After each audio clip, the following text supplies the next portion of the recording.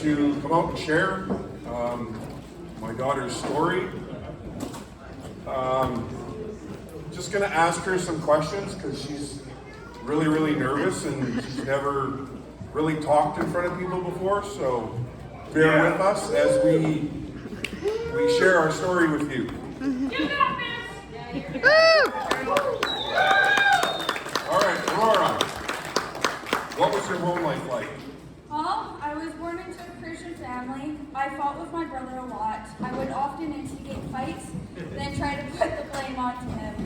I loved to tease my mom and also try to make her laugh, which sometimes went the other way and wouldn't be the nicest and would end up with me scolded and her frustrated.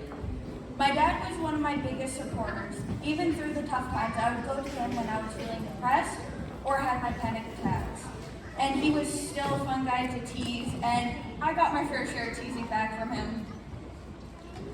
So what were some struggles that you went through? Well, in middle school, I was manipulated and bullied. I had food thrown at me and as well rocks, and even was asked vulgar stuff. That's where I got my eating disorder. I also lost both my grandpas a couple months ago, apart from each other. My dad's dad was in an old folks home, and he got old and fragile and passed away. Before he did some crazy things to try and escape, like crawl through a window. Although another one was he walked right out, aimed through the door right past the lady, and he stopped to wave at the pretty nurses. My mom's dad died from cancer. In high school, I had an identity crisis and would try to change my name and even try to get people to call me a different gender. One boyfriend I had, he was my second, and he was a Christian and we fought a lot. He hated the fact that I was struggling with the gender and identity crisis. He didn't know about the witchcraft. My last boyfriend I had was into the occult. We would break up and get back together again about 3 times. Then he moved to Camrose and never really saw him, which was a blessing. I reached out to him one day, which was one of the biggest mistakes of my life.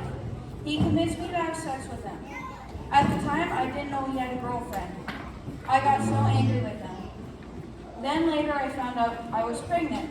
I didn't know how to feel. I was scared and mad at myself for doing what I had done. So during that time, what was your thoughts about Christianity? I hated Christianity. I hated the very thought of it and what it was about. The only thing I really liked that was Christian was hard metal bands like GFM, Skillet, and Icon Fire, just to name a few. I got introduced to GFM by my dad and thought they were the coolest thing. I still do. So what was it about GFM? I loved that they were different from the general Christian music. I loved that they could express themselves. I loved how every music video, they looked like they were having the time of their lives. So what impact did GFM have in your life? GFM was the thing that kept me holding on, even when it was just a thread. I held on to their music. What other influences brought you back to God? There was, in fact, my new baby that brought me back, and talking with our associate pastor at our church. When we were talking, I had a feeling of sadness. When we did the prayer, I felt this warm hug over my heart and peace. I looked up, and the pastor was covered in this white light. Also getting a lot of friend groups I had in high school, getting out of all those. Also seeing the love for the GFM sisters had for each other, and what my dad would tell me about them. It helped me make the decision that I wanted a better life and a better outcome. So since you gave your heart to Christ, what has changed in your life? I have had more joy come into my life. I don't feel as depressed as I did. I have been able to keep up with the Bible study I'm doing on my own for new Christians. My head doesn't feel like it's always in the fog. I have a lot more respect for the church and my family, when before I was so angry and hateful towards them. My relationship with my brother has been a lot better. My words have been a lot kinder towards him. We are able to hang out much more, and I have gotten more protective over him. I want to thank my church's associate pastor, who is like a grandpa to me. I want to thank you guys for having me and letting me speak. I want to thank Maggie and GFM for making music and being an encouragement and a blessing.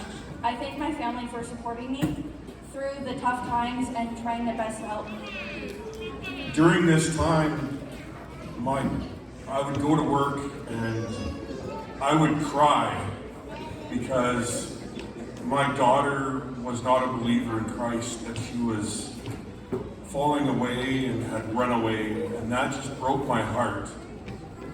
And now seeing the change that Christ has done in her is incredible. The light that comes off of her, the joy that is in her, just so wonderful to see. And I want to thank Maggie so very much, and her sisters Lulu and CJ.